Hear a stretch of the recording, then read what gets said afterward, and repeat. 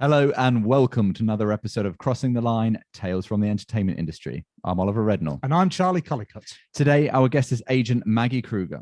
With the best part of 2 decades of experience within the voiceover industry, we discuss the differences between acting on and off screen, the discipline needed to succeed as a voiceover, and the misconceptions that anyone can pick up a microphone and become a professional. As always, make sure to like, subscribe, share, and review on whatever platform you're listening on. Thank you.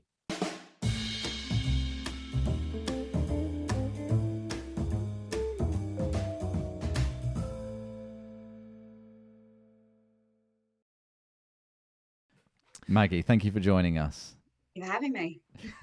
Do you find actors underestimate how different the voiceover world is compared to their previous experience in, say, theatre or film? Like, there is very much an art to it, and there is performance involved in it because you need to be redirected and give different impressions and different versions of things. But what generally do you find is the major misconception with voiceover? I think people assume it's more acting work, when a lot of the time with commercial voiceover, it's actually more in the advertising industry.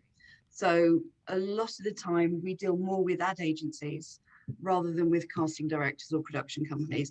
It's not, I mean, that's for commercials or for promos, rather than, you know, with gaming and animation, we'll deal with, that's more like an acting job.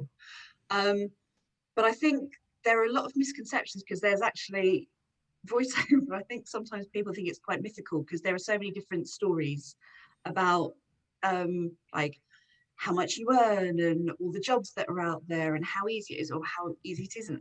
And actually it's about, well, I get people coming up to me going, for years it's been like, I've got a great voice, you should sign me. It's like, well, you might have a great voice, but what can you do with it?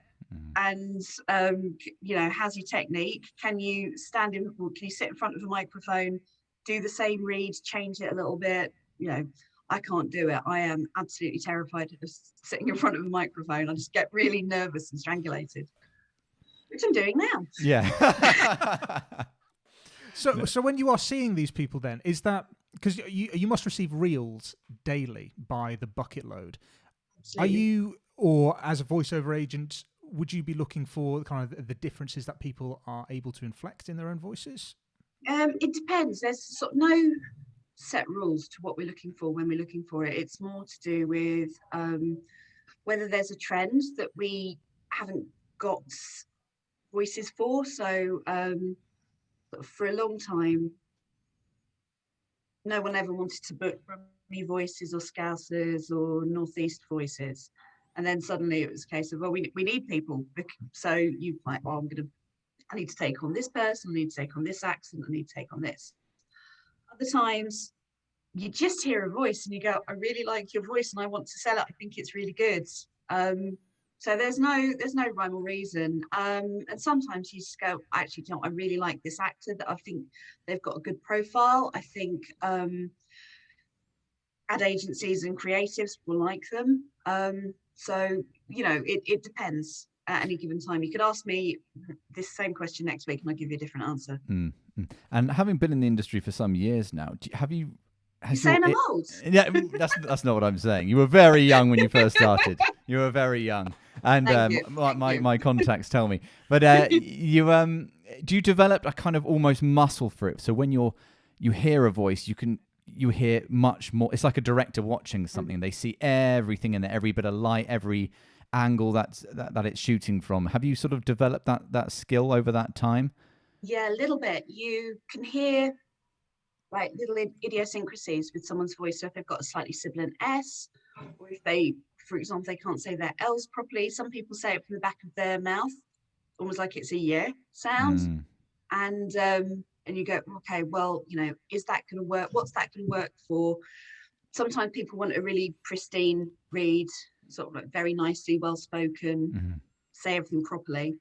Other times they go, we want a bit of a quirk, so it doesn't matter if they've got a slight lisp or, you know, there's a slight crack in the back of the voice. So yeah, I have got enough of that. And I can be a bit of an accent wanker as well, excuse my language. Oh, really? I was like, where does your accent come from? And I like trying to place them. But it's little things as well, like you can hear when someone's, if you ask somebody to record, for example, we quite often get our artists to record an anecdote. So you can hear a more relaxed read, because creatives say, we want something authentic, somebody who doesn't sound like a voiceover. The easiest way to do that is to get somebody to not read a script. So just tell a little story, but you can tell when someone's reading it. So quite often I have to phone up an artist and go, you read that, didn't you? Really? No, I didn't read it. Yeah, you did. You read that. I can tell. So it's little things like that. You can just hear it. You learn how to pick things up, really. I remember a few years ago when I was being coached on voiceover from a tutor, and it was like starting acting training all again. Because I've been acting for some time and sort of got to a certain level, and then it was like going back to day one again, and I was like, wow, this feels really sort of alien. And even things just like, no, you need to go up like half a second quicker on that, or you need to just smile a little bit more, and you're dropping your smile throughout that. And it was just a new world. And I think definitely it was a wake-up call for me when I started out. And I think a lot of actors, like you were saying, is like miss out on that. So if an actor was looking to get into voiceover, or at least begin their journey on it, what would you recommend? I'm a little bit wary of courses, because it depends on who's teaching them and what direction they're coming from. So quite often you'll get somebody who's been doing voiceover for years, but they've been doing it in a very voiceover kind of way. And what I mean is, we get producers phoning saying, oh, we're looking for an actor, not a voiceover. And you go, look at the awards all my artists have won for acting. But what they mean is that voiceover is that very voice of God X Factor style, or a more natural performance, which they see as acting. I've lost my thread there. What were we talking about? About voiceover and actors. Some people want a more of a natural read, and some people want more of a voice of God style thing. I'm really sorry. No, it's okay. Please cut this out. Do you represent actors, or sorry, voiceovers who are not actors? Do you have many like that? Yeah, we've got about, I would say it's about a 70-30 mix. So majority are actors. Voiceover tends to suit the acting world. They're used to was like the quirks of the industry. So short-term work, or short notice work, short contracts, can be very last minute and very irregular. But we've also got radio presenters, TV presenters, got a couple of people who have sort of non-industry jobs. That used to represent somebody who's an accountant. Really? And he'd just go and pop along and do them in his lunch hour. Wow. So it's better suited to actors, but it's not just actors. But having said that, not everybody can do it. So don't be going, people shouldn't be going, oh, well, I can talk and I'm not an actor, but, I think I can do funny voices or this and that. I think I'll come and be a voiceover now. We had a lot of that last year with people on furlough going, oh, I'm going to be a voiceover artist now. Going to go and buy a microphone and call myself a voiceover artist. Oh, that's right. We were talking about classes, weren't we? Yes, that's right. The courses and who's teaching and what direction they're coming from. Sorry, yes. So depending on who's teaching, you're going to get a very subjective view. So you might get somebody who's been in the industry for years, and what they're teaching is something from 20 years ago, as opposed to a more modern take on what the trends are for voiceover at the time. So for an example, something 20 years ago, what might that be? It was very voice of God. It was very, this is radio advertising. We're doing this. This is TV. Games were a bit more, it wasn't a case of sort of doing funny voices. Whereas now, the buzzword, and it makes me want to slap myself, is authenticity. They want natural voices. Like it used to be, if you could do loads of accents, you'd be sorted, and you could do voiceovers all day. Now, if a producer wants to hire somebody from, for example, Scotland, they've got someone here, so it doesn't matter if you can do tons of accents. They're going to go for something more like the real thing, really. So yeah, but going back to what way you could start, what you could do. I mean, as I was saying, I'm really wary of them, because I feel for a lot of actors, you have to pay for a lot of things anyway. So you've got to pay for your headshots, you've got to pay for your Spotlight membership, you've got to pay for a voice reel. I worry about people having to pay a lot of money for a course that might not actually teach them anything.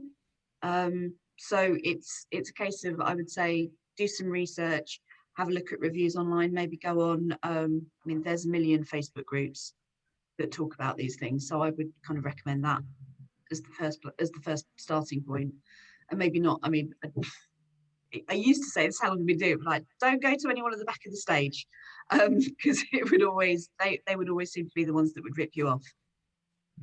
I don't know what happened with my voice there. You mentioned a second ago that producers nowadays are looking for this buzzword, authenticity. Have you found that has cut a lot of work for kind of actors or voiceover artists you've had in the past who, Not really. were? Oh, really? No, I don't think so. I think what it's done, it's just redistributed it. Redistributed it. People have had to evolve more and go. It's like, okay, so, well, I used to be able to do. I mean, the thing is, if you can do loads of accents or do funny voices, there's still a place for you in animation or radio plays or doing audio books. They don't pay as well, but there is still a place for you. What it means is that you get less bum-clenchingly awful TV commercials or radio commercials with somebody doing a Geordie accent that's clearly not a Geordie. So yeah, I don't think it's narrowed the field, but it has made, with the influx of people who now call themselves voiceover artists, it's just made people know that they've got to nail their skills and know that they've got to be really, really good. And yeah, I think that's what it's done more. I think made people relax a little bit more. I think where a lot of voice artists have had to learn how to do more relaxed reads, that's a whole new skill set for them, rather than sort of walking in, reading the script, doing a very up-down traditional kind of read. So yeah, it just makes people work on their skills a bit more. As I said, it's 50% what you sound like, it's 25% what you can do with it. It's 25% not being a knob, but Sorry, just gonna in our case, it's 100%. Don't be. That's where I'm going wrong. Would appear. And how does the work come to you? Because obviously, for those who are actors who are listening, they'll know theatrical agents will get it through Spotlight. How does it come to you? There's a variety of ways, really. So the most similar way to traditional acting would be when a producer or a production company for games and animation sends you a brief. Go, this is what we're looking for. They'll send that out to a bunch of people, to a bunch of agencies, and say, this is what people said. Send me your best, who fill these briefs. Other times you'll get producers phoning and they'll say, I need something like, I don't know really what I need. I just know I need a voice. Can you send me a selection? Other times the producers or the creators will have somebody in mind and they'll phone up and want to book that person directly. So I think, it's fairly even split, I think. And when it comes to video games, because they do the motion capture work as well, don't they? Am I right in thinking that? Yeah. So how much will their physical characteristics matter? Because obviously they kind of animate it as well, don't they? It depends on the jobs. So what we do more is facial capture, which is where you've got the dots on the face. So it's really looking at the at how their face moves for the animators, and if it's likeness, that doesn't actually go with us. That goes with an acting agency. Oh, of course, yeah. So it's a bit of a grey area, but if the artist is recognisable on screen, it's an acting job. Anything else, it's a voiceover job. But yeah, with the physicality, we don't get asked for that a whole lot. Maybe 2 or 3 jobs in the last year have asked for, because games are always done on audition, and obviously people have to self-tape now. It's a more recent thing that people have been asked to actually film themselves on camera doing it, as opposed to just doing an audio recording. You mentioned auditioning for games there. Do you have, I don't know if this is a thing with being an agent, but do you have certain job types you prefer to work on, whether they be gaming or animation or commercials? Got ones that I prefer not to work on. Oh, really? Go on. Well, I mean, it goes. So I always say with voiceovers, which is a really cheesy line, but no one went to drama school because they wanted to be the voice for DFS. we know that voiceover is really a good financial sideline a lot of the time. I don't think that there's a lot of artists who can make it their sole job these days, which didn't used to be the case. But I think it is a good sort of good side hustle, I guess. But for us, our focus is on making money for the artist and then making money for the agency. And those jobs tend to be commercials, promos, games, animation, and corporates at the top tier. And then as you go further down, you've got audiobooks, like e-learning, ADR, things like that. They're good jobs that people enjoy doing. We don't stop artists doing them, but for the amount of effort you have to put in, it's not really comparable to how much you get paid, as opposed to sitting in a room for an hour, reading some scripts and getting paid occasionally very handsomely for it. Because I can imagine audiobooks can be quite long-winded. Some of them are 22 hours. And you have to do all the prep for that. I think what a lot of people underestimate is how much preparation is involved that you don't get paid for. Right. We've had people in the past go, I want to do audiobooks. And I said, no, you don't. They go, oh, no, I want to do an audiobook. And then they do an audiobook and they go, I don't want to do that anymore. Really? You were right. I've heard horror stories from producers that artists have turned up and not read the book that they're about to record. And then you sort of get somebody, it might be an urban voiceover legend, I don't know, voiceover legend. But somebody was doing a story, an audiobook, and then it got to sort of the final chapter and they realized that one of the characters they'd been voicing, it should have had an accent or was a man, or, they'd been doing it completely wrongly throughout the entire book. Oh my God. Because they hadn't prepared and worked out who the character is. Because literally you get sent the book, told to prepare it, and then you go in and read. Is there a director there that will say this needs to be a little bit more like this? Yes. There's always someone there directing you, working with you. It's very, a lot of companies are now doing them. So with ACX, which is one of Audible's, I think that's the Audible kind of exchange. People record them at home and then just start like record, edit, and upload. But if you're doing proper audiobooks, there'll be somebody in there directing you and taking the session and giving you guidance. That's, a lot of the time people worry that they're going to have no guidance and just go in cold for any job, but there's always someone there telling you what to do. Because of the launch of Audible and such software like it, are you seeing a huge jump in the number of recordings that people are doing? Yes. There's a lot of stuff, though, that doesn't come through a boutique agency. Sounds pretentious calling ourselves boutique, but, the kind of the traditional voiceover agency. So those will, I think it's Audible, they invite artists to sort of upload themselves to a catalogue and then they can be picked to voice things. But those things that don't often, so I know they're happening. You see them online. When you buy something from Amazon and they'll say have the narration for X amount extra money. So it's happening out there. But the artists aren't necessarily getting paid very much for it. Which is a bit of a worry for the industry, I think. People doing stuff for low pay or no pay. It sort of drags the standards down a little bit. Not to mention it keeps stretching the line, doesn't it? One producer does that, so the next one does that. So and for artists, once you've made it clear that you're going to work for peanuts, why is anybody going to pay you more? And then it's damaging for other people, then, isn't it? And then less people will want to do it, and like you say, the quality drops. Quality really drops. I mean, one of the things I noticed last year everybody was doing what they could last year.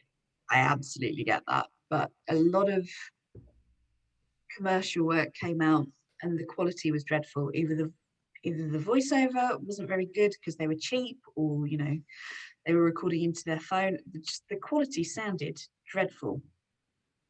People not soundproofed, or somebody who clearly, like, it was their first read. And doesn't sound nice to listen to. I really don't like. When you get online ads, or when you're listening to a music service or music streaming service, and then if you get the free version and there are ads every 5 songs or whatever, they often don't sound good. They're not very pleasing to the ear. And those are people who are doing it for not very much money. They think they're doing it for the exposure, and they think they're doing it for the experience, but actually it's not really getting them very much. If you sent me a reel and it was sort of 5 of your Spotify ads where they don't sound very good, I'm not going to take an artist on. I want something that's a bit more kind of ready to go, somebody who's a bit more experienced. And specifically your job, how do you think that's changed from when you first started? Because you did work at a theatrical agency, didn't you, originally, and then switched to voiceover. How have you seen your role change? From visual to voiceover, and just when you started in voiceover, have you experienced different kind of challenges? Yeah, going from artist agent or acting agent to voiceover was a huge shift, because is the time taken over things, got more immediacy of voiceover. You're dealing with far more commercial things, so there's less. The first thing I noticed going from an acting agent to the voiceover agency was that was more of a booker. So didn't really get to develop people's careers. It wasn't, for our team to talk to people about what was on their reel. Somebody else within the agency would do that. But then over the years of voiceover, how things have changed. It's people setting themselves up at home and making sure they've got good quality audio equipment and they know what they're doing with it. Media's changing every 5 minutes. I mean, when I first started back in 2000, the internet was still relatively new. So then you've seen YouTube grow. There was no social media. There was no, Instagram video, TikTok. We're now doing quotes, and it's like we're going to show it on Instagram, we're going to show it on Facebook, we're going to show it on TikTok. Whereas before it's like it's going to go on the internet, and that would be it. But now there's just so many different ways of consuming media that you have to stay abreast of it, and it can be a bit like every so often somebody will give us a brief and say, and it's going to be used here, and I'm going, oh yeah, right, okay, yeah, fantastic, whilst googling. Yeah.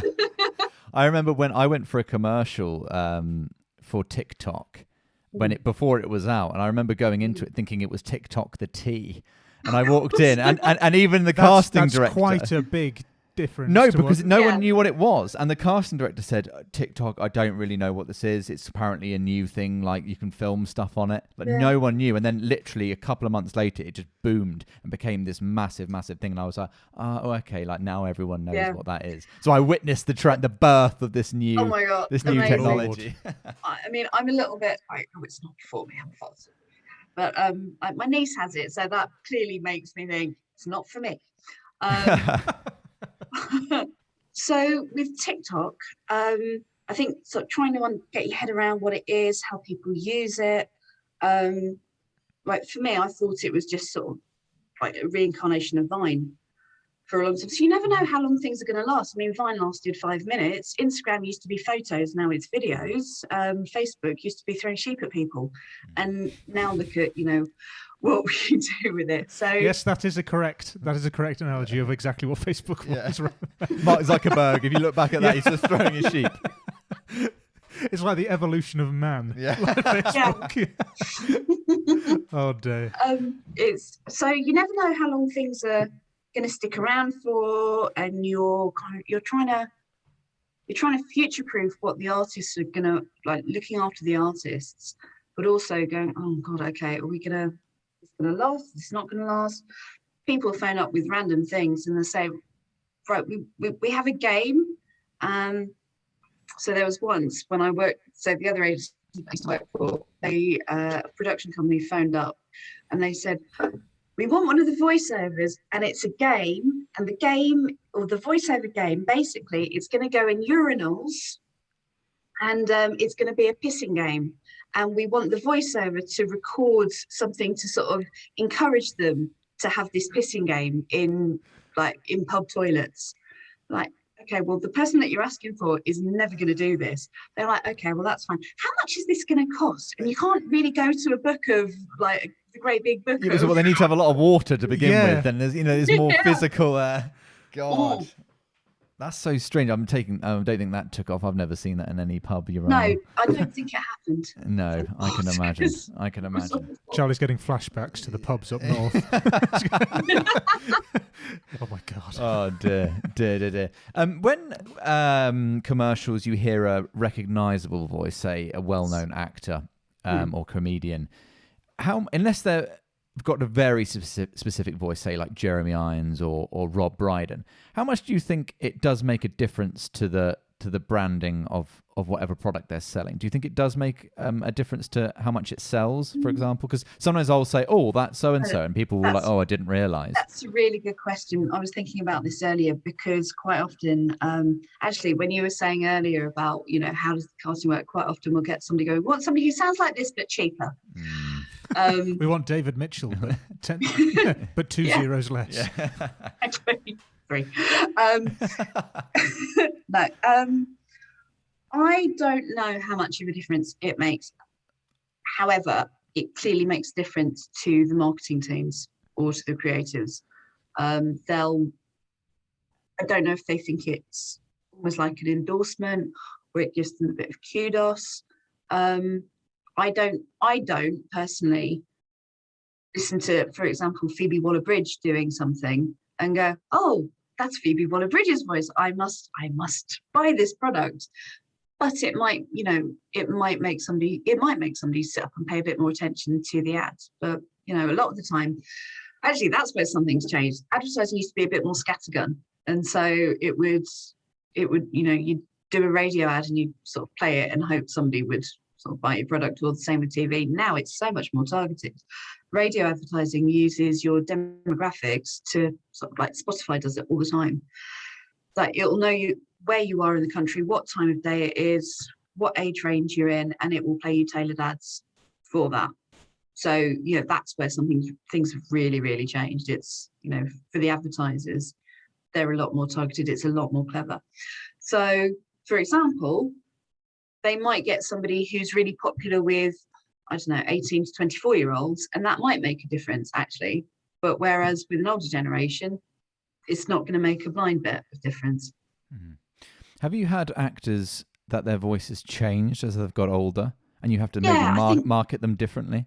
Yeah, I think everybody's voice changes anyway. I think most guys, a lot of ladies, generally get a bit deeper as they get older. Other people have conditions that change their voice, that will change their voice. One of our chaps had his, he had to have one of his vocal cords removed. And then so that sort of made a difference, and his voice was sort of slightly different after that. But you have to get a new voice reel, then you have to market them. I think it's human nature that we sort of remember people the way they were when we first met them. So, if I've been representing somebody for 15 years, in my head, they're kind of still who they were 15 years ago. So I have to remember that, they might be in a different age group, or they will be in a different age group, or, you have to be aware of these things and make sure that the artist's aware of it, and make sure they're aware of their castability and not marketability. Everybody's marketable, but for their castability, it's really important. You might get a voiceover artist in their 20s who's auditioning for a game, or for a game, an animation, something, and they'll want to sort of also read for the character who's in their 50s. It's like, no, you can't do that yet. You can't do that. But I can do the voice. Yeah, but they're not going to cast you. They'll think I don't know what I'm doing, and they'll just laugh us, I think there are some companies who will. I was listening to your thing with the casting assistant from Curtis Brown earlier, and he was talking, Ronan, that's it. And he was talking about putting forward people who are right for the job and only putting forward people who are right for the job. It's the same for us, because we'll get judged negatively. If you keep consistently going, I know this was your brief, but have these people as well, they're just going to stop coming to us. So it's really important for actors to be aware of their age range. I mean, I would say it's about 10 years in either direction, like 5 to 10 years in either direction. And be aware that even though it's vocal, you're still going to have to go into a room with creatives who, if you're a significantly different age to what they've asked for, they will be looking at you going, what the hell are you doing here? Who have we booked? Why have we booked this voice? get the agent on the phone, find out why they've suggested this person. So it is important, I think, that's a really important thing for artists to be aware of. And as an agent, what would you say the skills one needs to do your job?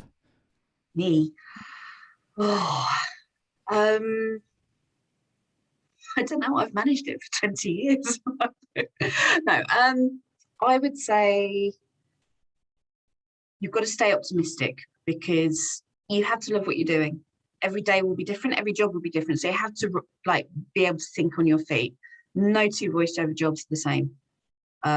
You've got different producers, you've got different agencies. They will all work in different ways. So you can't, you have to you can't get complacent with what you're doing.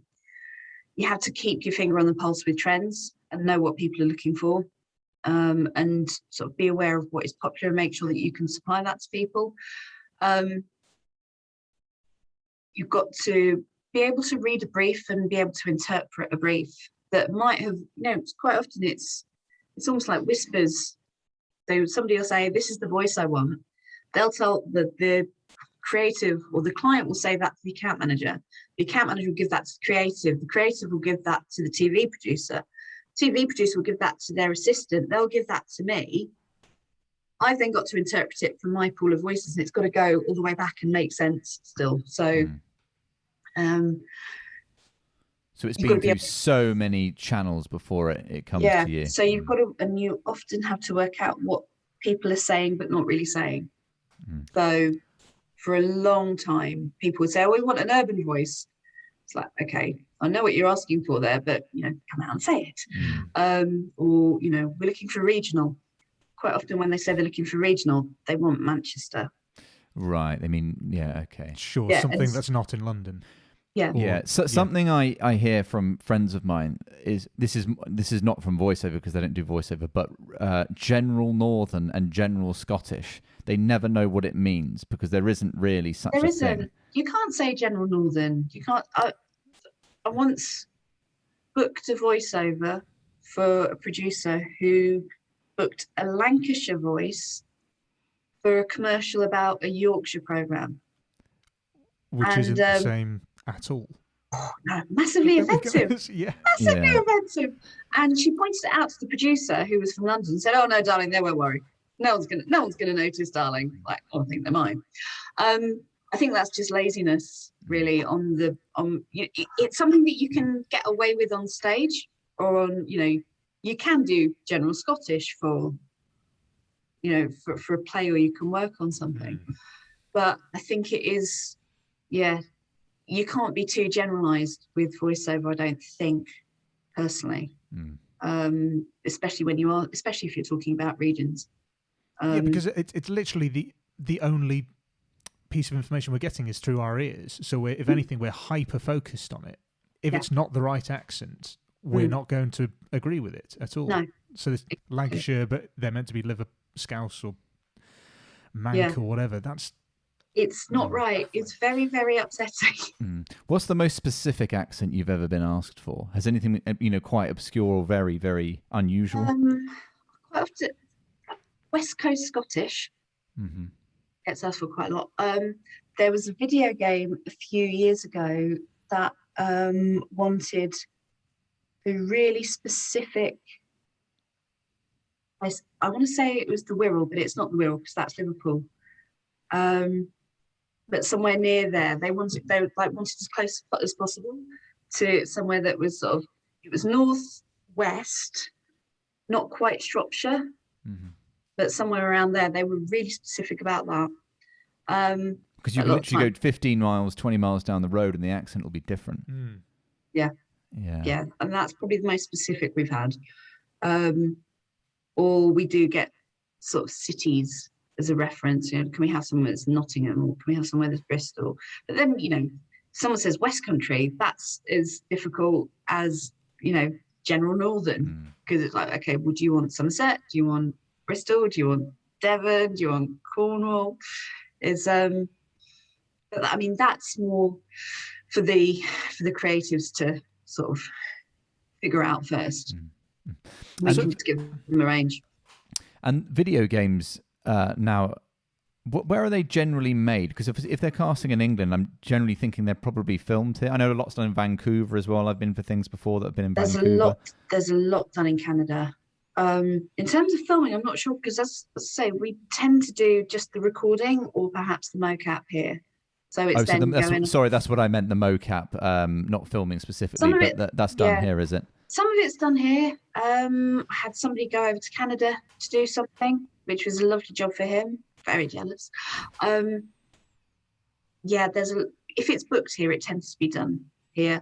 Although, doing something at the moment that's the main company is in LA, but they've outsourced the records to do here. So, it varies. Depends who's tendered for it, who wants.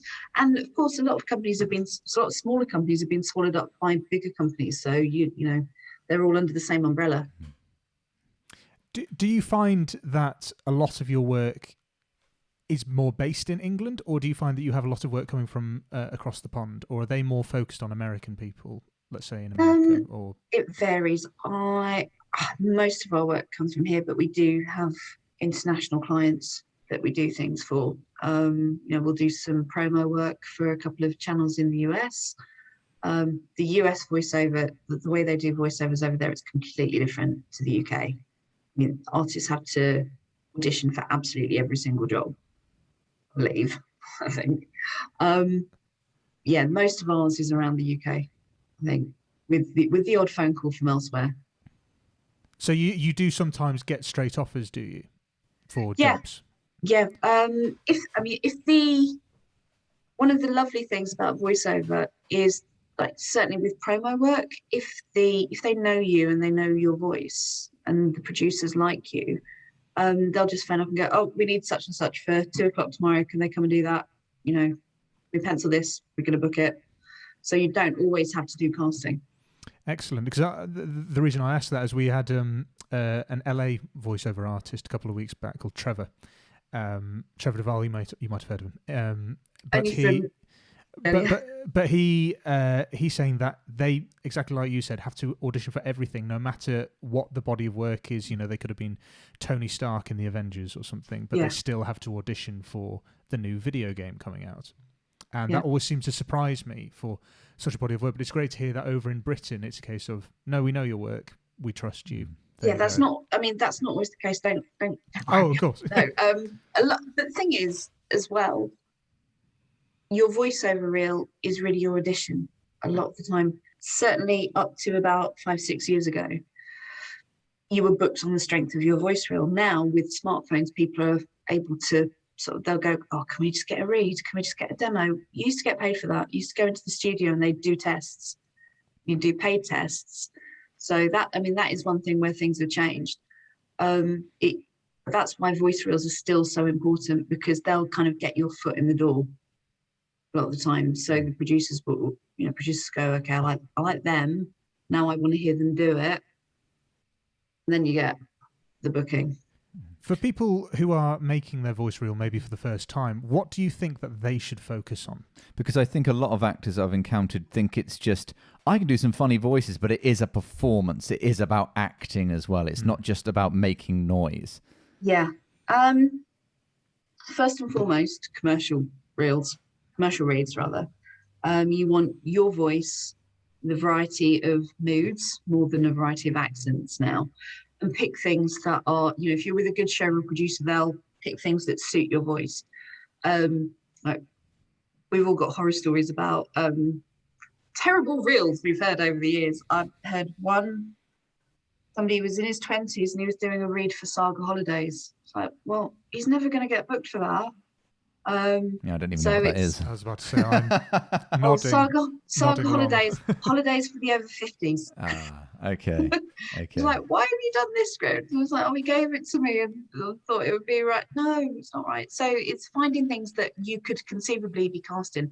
Much as for actors, when you do your showcase at drama school, you should do something to show casting directors how you can be cast and what your ideal casting is at that time. That's what your voice reel should be doing. So you should be doing, you should focus on your natural accent as far as possible, I think. Somebody else, another agent might tell you completely differently, but I think it should be your voice with a sort of number of styles. And then if you want to do an animation and gaming to do sort of characters, be aware that it's not just doing a funny voice for 5 minutes in the pub to entertain your mates. You've got to sustain it through sometimes a 3-4 hour session, and then go back to it a year later when they're releasing all work and they need pickups. So you have to be able to do things that you can sustain and also do immediately when you get into the studio. It's pointless putting Geordie on your reel if it takes you sort of 15 minutes to get into the Geordie mindset and be able to do that, to get it right. It is pretty exhausting especially when you often move with, use a lot of physicality to get a performance out. People just think you're sitting there and it just comes out of your mouth, but there is a lot more work than I think people realise. Yeah, I've done workshops with people, and you can still be physical in the booth. And you like more so with games, you're moving around a bit more, but you can with commercials as well. You just have to be careful not to make any noise and like not hit things and not rattle things. But I've done workshops with people where, we've done a sample read and they've been allowed to move. I've let them move their hands and I've let them sort of get some expressions in, and then I've made them sit on their hands, and it really changed the tone of their read. I've heard pricking your eyebrows up as well can change the sound of smiling, leaning closer into front. It often, and I think what a lot of people, sort of going back to technique we were talking about earlier, I think what a lot of people sometimes forget is one of the things I really hear is people losing energy at the end of a line. So whereas if you're reading a play script or your TV film play script, you've got room for volume to bring it up or down, and you can something could be a bit more whispered, or you lose something, a line can be more throwaway. If you're doing a commercial script, nothing's throwaway. Every word on that script has been put there deliberately, and you have to give it its weight. So it's a really good thing to practice. If you do tend to throw away your lines at the end or sort of not maintain the energy, working on that is a really important thing as well. If there was one thing in the industry you could change that you're not happy with, what would it be? It can be anything, something really small like this happens at the time period, literally anything. Doesn't have... The time period was really important, would be really good. Like more organisation. I think more care for performers. I think quite often the voiceover artist and the actor are right at the bottom of the food chain. They're the last consideration in anything, and I think that needs to change, and I think they need to be properly valued for what they're doing. I think going, we're going to do this campaign, you're going to voice it, but we only want to pay you 50p for it. You're actually paying for their skill, their expertise, and the best voiceover artists are the ones who make it look effortless because they work so hard at it and they're so good at what they do. Companies should be budgeting to pay them properly, I think, and treated better in general. If there was anyone listening who'd like to go into being an agent, what would you advise? Don't do it. Don't do it. No. You've got to be. You have to really be aware of. You have to be a people person. I think Ronan put it really, really well when he said we're doing recruitment, but it's for people. That's how I used to describe it to people who didn't know what the job was. And I think it's really important to remember that, you're dealing with a number of clients who all need care, who all need some attention, and they're gonna have to be handled in different ways. Some people like the carrot, some people like the stick, so you need to be compassionate first and foremost. You're dealing with people who, like with a group of artists who are quite often sort of facing rejection every day in their professional lives, and you have to be able to hand that and be aware of that. Rather, your bad day can't really come into it when you're talking to an artist. You have to know how to handle different people at different times. You have to be able to think on your feet. You have to be really good at problem solving as well. Quite often you'll get a phone call from someone and they'll say, I know I'm booked on a job in half an hour, but I'm nowhere near, or this has just happened, or I can't get to the job. So you have to be able to sort of think on your feet, find alternatives, ready to suggest a solution. Because if you're phoning a producer going, that voiceover artist you booked, they're not coming, that's going to throw them into a panic. So you have to be ready with a solution. I think the key thing is just being a people person and being sort of outgoing and knowing that you're dealing with often very difficult people who will need their hands holding a lot of the time. It was really difficult last year watching the industry fall over and not being able to give the artists any answers. It was really, really difficult, because you'd be doing sort of 5 or 6 phone calls sort of every couple of hours with people, and they go, what's going to happen? What's going to happen to the industry? And if you haven't got the answer to that, it's really disheartening. But you have to be able to have that same conversation. You've got to have the same care and compassion of person number 6 as you had for person number 1, rather than going, I'm tired, I've already had this conversation 6 times, I don't want to have it again. You can't do that. So what you're saying is that as long as you're a people person, you can learn kind of the business stuff on the job. I think so, yeah. I mean, you've got to have common sense. I mean, that's the same in any job, surely. You think so? I was about to say, you'd hope, wouldn't you? You would hope so. I mean, I think a lot of what we do, it comes with experience. A lot of the knowledge that we have, you learn it by osmosis, almost, just by being around it. You sort of like, one day you'll be going, I don't know what I'm doing. And then suddenly you'll have done the thing without even thinking about it and realize that you just absorbed it and picked it up. Or you'll know, like, if you're asked to quote on something, you go, oh yeah, I don't even need to check that. That sounds right. That's that. Did you find? Sorry. Oh no, I was just going to say it comes with experience. Did you find that you picked up kind of your voiceover agent tricks from having been a theatre agent before? Yeah, I think it helps a little bit, certainly in dealing with the artists and having sort of a bit of knowledge about going through contracts and negotiating. And, again, it just comes from watching people and going, a lot of the time it's like, to start off with, is crossing your fingers and hoping that you just get away with what you're asking for. Excellent. Well, Maggie, there's one question that we always ask our guests whenever they come on. And I know we haven't really spoken about films in this episode, but... Which we should have done a lot more, because I love films. Well, we could do it now. Is there a film that you are ashamed you haven't seen? There's quite a few. Most people get really upset when I tell them I haven't seen The Dark Knight. Because I don't... We had that You're one. the second one on the podcast who said that, yeah. I'm not a massive Christopher Nolan fan. Really? Yeah, well, I'm not a massive DC universe. We were like mirrored image then. Wow, she said it. Turns into a musical, like we start a song.